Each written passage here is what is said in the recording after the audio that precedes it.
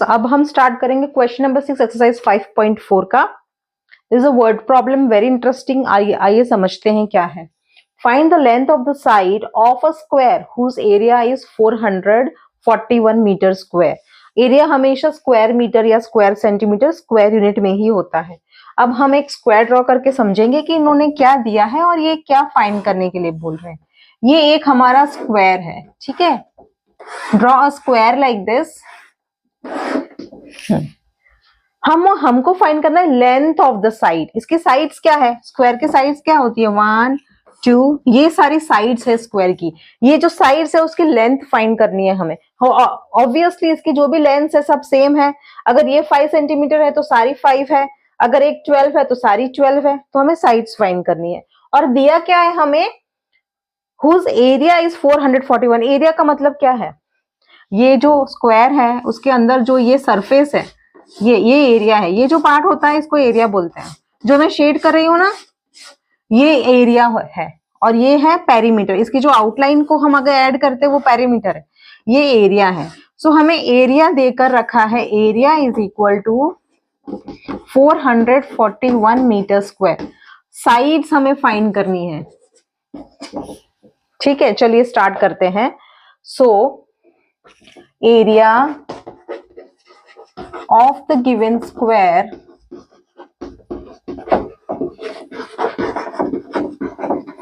क्या है? इसका एरिया 441, ठीक है। पर एरिया ऑफ द स्क्वायर का फॉर्मूला क्या है? आपको याद है? साइड इंटू साइड, ठीक है। That is side square. अगर मैं दोनों साइड को मल्टीप्लाई करूंगी तो मुझे इसका पूरा एरिया मिलेगा, मतलब इसका मुझे सरफेस मिल जाएगा, ठीक है। So you right here side into side, ठीक है। अब हमें एरिया तो दिया हुआ है, कितना है? 441 is equal to side into side. So can I say 441 is equal to side square. ये एस, आप एस भी ले सकते हो, आप एक्स भी ले सकते हो, आप वाई भी ले सकते हैं, क्योंकि हमारे पास साइड है ना, इसलिए हमने इसको सपोज किया है। आप यहाँ पे एक लाइन और भी ऐड कर सकते हो। Let the side of the given square be x और वाई, ठीक है। मैंने डायरेक्ट एस ले लिया है यहाँ पे, ठीक है। सो अब एस स्क्वायर दिया है और 441 है, दैट मीन्स ये स्क्वायर नंबर है। किस चीज का स्क्वायर नंबर है? तो इसका रूट फाइंड करना पड़ेगा। दैट मीन्स एस स्क्वायर दिया है, हमें एस फाइंड करना है। अगर ये एस हो जाएगा तो ये रूट में आ जाएगा 441 का रूट फाइंड करेंगे तो हमें साइड मिल जाएगा। अगर आप ओरली नहीं कर सकते हो तो प्राइम फैक्टराइजेशन मेथड यूज करिए। प्राइम फैक्टराइजेशन मेथड में यहाँ पे 1 है, 4 to the 8 + 1 9, तो ये 3 के टेबल में आएगा। 3 1s are 3, 14 3 4s are 12, 13 14 3 7s are 21, again 3 से जाएगा, 3 4s are 12, 3 9s are 27, 49 is square of 7, 7 7s are 49, 7 1s are 7। सो यहाँ पे आप फैक्टर्स जॉट डाउन कर सकते हैं। 3 into 3 into 7 into 7 is equal to side. सो पैर बना के लिख लीजिए यहाँ पे 7, 3 multiply by 7 is equal to side, so 21 is equal to side। और यहाँ पे ऑलवेज ऐसा वर्ड प्रॉब्लम्स दिया हो तो प्लीज मेक श्योर दैट आप स्टेटमेंट फॉर्म में आंसर जरूर लिखिए। क्या पूछा है? Find the length of the side of the square. आप लिखोगे length of the side of the given square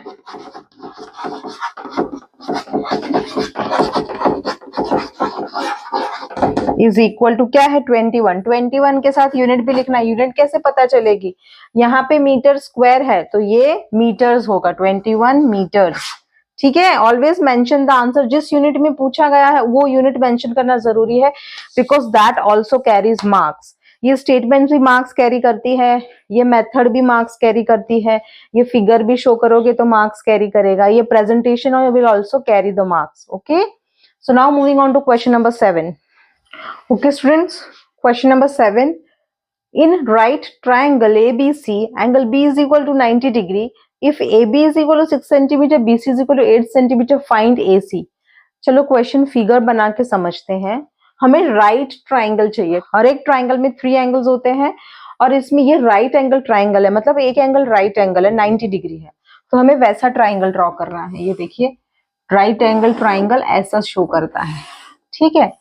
okay, angle B बता रहे हैं 90 डिग्री है, ये 90 डिग्री एंगल बी बन गया, ठीक है। इसको बी नेम दे दो, और ए और बी कभी भी कहीं ले सकते, ए सी आप जहां चाहो वहां ले सकते हो। This is triangle A B C, ठीक है। आगे क्या दिया है, A B is equal to 6 centimetre. ये जो ए बी है वो 6 सेंटीमीटर है, और बीसी 8 सेंटीमीटर है। फाइंड एसी, ये एसी हमें फाइंड करना है, ठीक है। अब ये राइट एंगल ट्राइंगल में हमने जब स्क्वायर रूट्स में पहले स्टार्ट किया था, वहां हमने पाइथागोरियन ट्रिपलेट भी हमने पढ़ी है, पाइथागोरस थ्योरम भी पढ़ा है। तो according to Pythagoras theorem, in a right angle triangle sum of the two sides is equal to the third side is equal to the hypotenuse. ये जो साइड, जो राइट एंगल के सामने जो साइड है उसको हाइपोटेन्यूज बोलते हैं, ठीक है। और इसका आंसर फाइंड करना है तो इन दोनों के स्क्वायर को ऐड करेंगे, मतलब 6 6 36 और 8 8 64, 36 प्लस 64 ऐड करेंगे तो AC स्क्वायर मिलेगा, ठीक है। तो AC फाइंड करने के लिए हम Pythagoras theorem, Pythagorean theorem, Pythagoras theorem, जो आप बोलना चाहो, पाइथागोरस थ्योरम यूज करेंगे, ठीक है। सो यहाँ पे हम स्क्वायर्स और स्क्वायर रूट्स का भी यूज करेंगे। चलिए स्टार्ट करते हैं। According to Pythagoras theorem, according to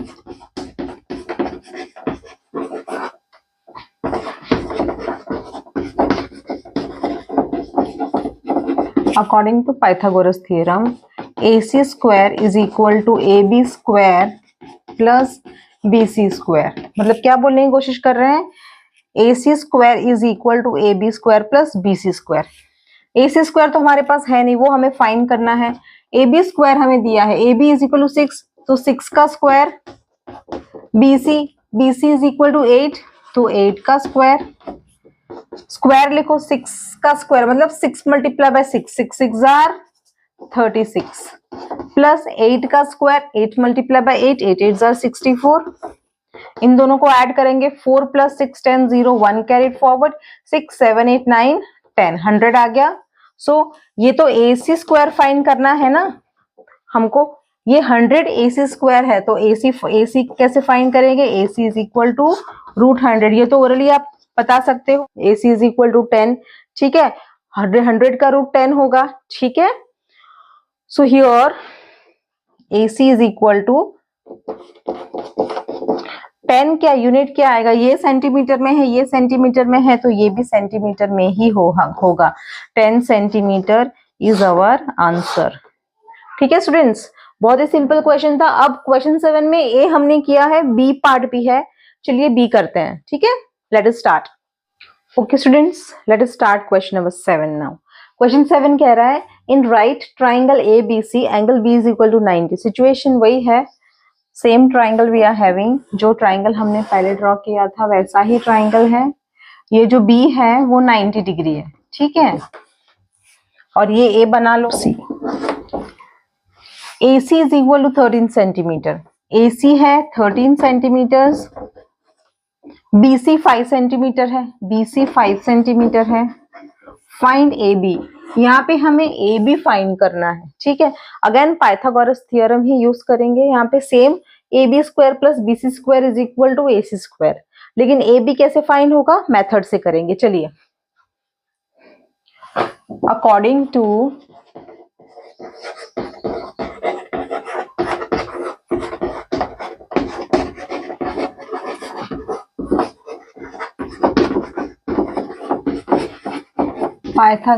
Pythagoras theorem, AC square is equal to AB square plus BC square, ठीक है।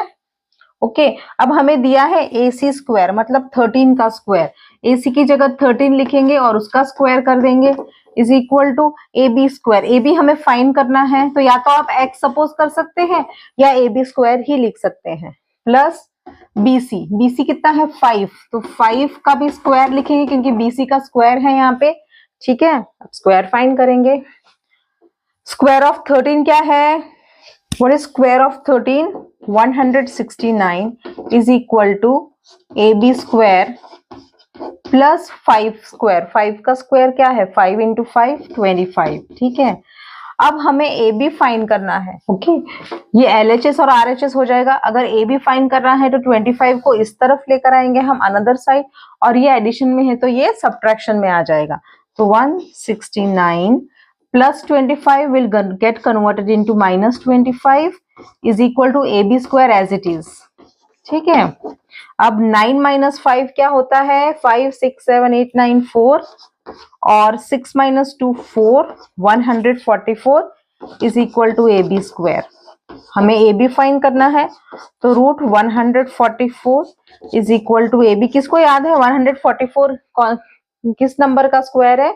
नहीं याद है तो आप प्राइम फैक्टराइजेशन मेथड से भी फाइंड कर सकते हैं, ठीक है। ये है 12 का square, so 12 is equal to A B, ठीक है। अब बिकॉज ये दोनों साइड सेंटीमीटर में थे तो ये भी सेंटीमीटर में ही होगा, so A B is equal to 12 centimetre is our answer, ठीक है students. So this was all about question number 7 A and B. Now question number 8. Okay, let us do it. Question number 8, students, of exercise 5.4. Let us understand. A gardener has 1,000 plants. He wants to plant these in such a manner that the number of rows and number of columns they remain same. Find the minimum number of plants he needs more for this. मतलब कि वो question के हिसाब से उसके पास 1,000 plants है। अब 1,000 perfect square तो है नहीं, ठीक है, लेकिन उसको ये जो प्लांट्स है उसको ऐसे प्लान करना है कि उसके जितने कॉलम्स है उतने ही रोज हो, ठीक है। मतलब कि सपोज ये हम रोज सपोज करें, ये 1 2 3 4 5, सपोज उसने 5 रो बनाई है तो एक रो में 5 ही कॉलम्स होने चाहिए, 1 2 3 4 5, ऐसे उसको प्लांट करना है। इसके लिए परफेक्ट स्क्वायर होना जरूरी है। ये परफेक्ट स्क्वायर होगा तभी number of rows and number of columns, हाँ, वो बना पाएगा। Equal number of rows equal to number of columns तभी बन सकते हैं जब परफेक्ट स्क्वायर हो। और इसीलिए इन लोगों ने फाइनल क्वेश्चन में क्या पूछा है, find the minimum number of plants he needs more for this. मतलब कहने का मतलब ये कि इसमें ये जो है इसमें थोड़े से प्लांट्स और ऐड करने पड़ेंगे तभी वो परफेक्ट स्क्वायर नंबर बनेगा और तभी उसके रोज और कॉलम्स इक्वल हो पाएंगे। तो हम स्टार्ट करेंगे, ठीक है, let us start. Total number of plants, number of plants to be planted is equal to 1,000, ठीक है। अब ये हम स्क्वायर रूट मेथड, हम डिवीजन मेथड यूज करेंगे। 1,000, आपको याद है ना जब ऐड करना था, ही नीड्स मोर, मोर मतलब ऐड करेंगे, तो जब हमारे पास परफेक्ट स्क्वायर नहीं था तो उसको कौन सा नंबर ऐड करेंगे तो वो परफेक्ट स्क्वायर बनेगा, वही मेथड हम यहाँ यूज करेंगे। चलिए, तो ये पैर बन गया, 3 3 9, सब्ट्रैक्ट करो 1, bring down 0 0, double of 3 3 plus 3 6। अब हम क्या कर सकते हैं, 61 1 जा 62, 62 2 जा नहीं ले पाएंगे, बड़ा हो जाएगा क्योंकि 6 2 जा 12 हो जाएगा। 61 1 जा 61, सब्ट्रैक्ट करो minus 10 minus 1 is 9 and 9 minus 6 is 3, तो 39 ये रिमाइंडर है। हमें यहाँ रिमाइंडर की जरूरत नहीं है, हमें यहाँ ये देखना है कि 1000 में हम क्या ऐड करेंगे तो वो परफेक्ट स्क्वायर बनेगा। हमें इसको परफेक्ट स्क्वायर बनाना है और ऐड करके परफेक्ट स्क्वायर बनाना है, सब्ट्रैक्ट करके नहीं कराना है, क्योंकि ये बोल रहे मोर, ही नीड्स मोर, मोर मतलब ऐड ही करना पड़ेगा ना। चलिए करते हैं। तो पहले हम शो करेंगे 31 का स्क्वायर। स्क्वायर ऑफ 31 क्या होगा, 31 इंटू 31, 31 0, 3 1 जा 3, 3 3 जा 9, 961 आ रहा है, इज इक्वल टू 961। तो ये तो 1000 से लेस है ना, हमें तो 1000 से बड़ा नंबर चाहिए। So next perfect square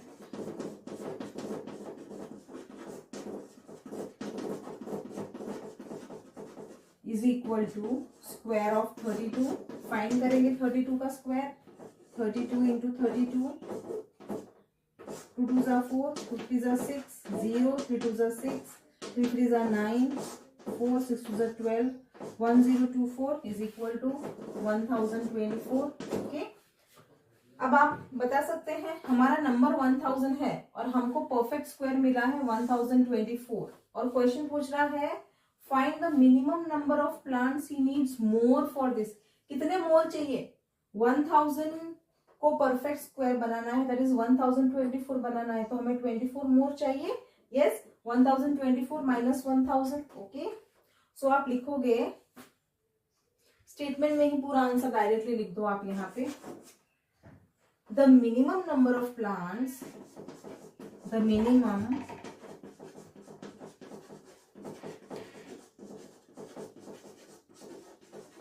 number of plants he needs more for he needs more, he मतलब gardener, he needs more is equal to 1024 minus 1000 is equal to 24 plants.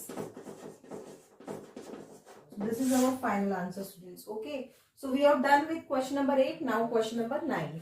Okay students, question number 9 start करेंगे आप. Let us understand the question. Okay, there are 500 children in a school. For a PT drill, they have to stand in such a manner that the number of rows is equal to number of columns. How many children would be left out in this arrangement?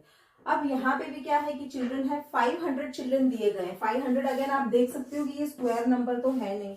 ठीक है, अब वो लोग बोल रहे हैं PT drill आप भी स्कूल में करते हैं, पीटी ड्रिल सब रोज में खड़े रहते हैं. यहाँ पे जितने रोज है उतने ही कॉलम्स है. रोज जैसे फॉर एग्जाम्पल अगर आपने जैसे आपने प्रीवियस एग्जाम्पल में देखा था वैसे ही 5 रोज है तो एक कॉलम में एक रो में 5 कॉलम्स है, 1 2 3 4 5.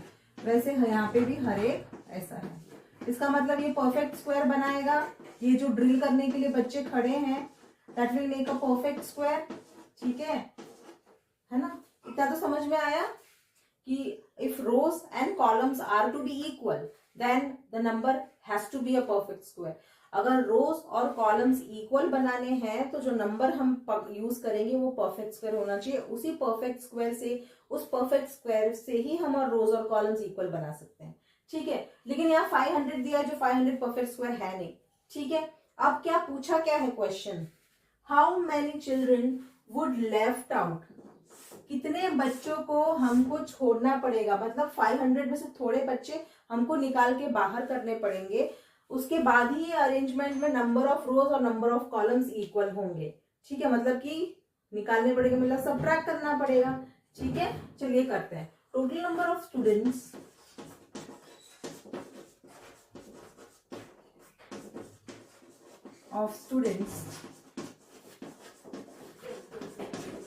Is equal to 500. या तो स्टूडेंट्स लिख सकते हैं या तो चिल्ड्रन लिख सकते हैं यहाँ पे. ओके, सो 500 का परफेक्ट स्क्वायर, 500 का हम लॉन्ग डिवीजन यूज करते हैं स्क्वायर रूट फाइंड करने के लिए. चलिए करते हैं 500. तो अब ये 2 2 जार 4 जाएगा, 2 2 जार 4. सब्ट्रैक्ट करेंगे, 1 बचा, 0 0 नीचे आएगा, 2 का डबल 2 + 2 4. अब 41 1 जा 42 2 जा 43 3 4 जा 12 3 जा बड़ा हो जाएगा 42 2 जा करके देखते हैं. 2 2 जा 4 2 4 जा 8. सो 10 - 4 is 6 and 9 - 8 is 1. ठीक है, तो ये 16 रिमाइंडर आया है. जब भी हमें सब्ट्रैक्ट करना था, जब भी हमें सब्ट्रैक्ट करके परफेक्ट स्क्वायर बनाना था, तब हम क्या सब्ट्रैक्ट करते थे, रिमाइंडर. तो ये रिमाइंडर दैट इज 16 हम 500 में सब्ट्रैक्ट करेंगे तो क्या मिलेगा, हमें परफेक्ट स्क्वायर मिलेगा. और हम उसके अरेंजमेंट रोज और कॉलम्स इक्वल करके बना सकते हैं. So how many children would be left out. Number of children यहाँ पे भी लिख सकते हैं स्टूडेंट्स, यहाँ पे जगह नहीं है इसलिए मैं यहाँ पे लिख रही हूँ. नंबर ऑफ स्टूडेंट्स और children to be left out for the given arrangement